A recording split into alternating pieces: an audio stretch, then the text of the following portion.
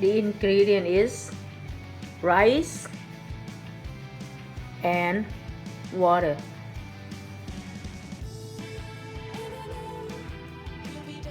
Put rice and water in the pot.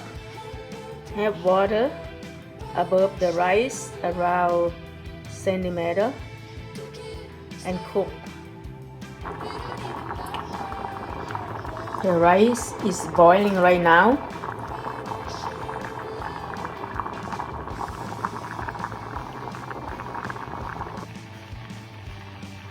The rice start to cook, so turn stove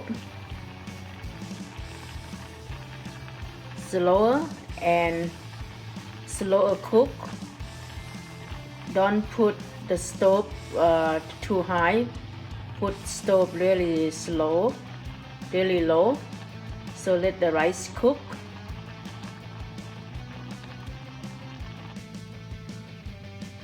Now the rice about done, ready to serve.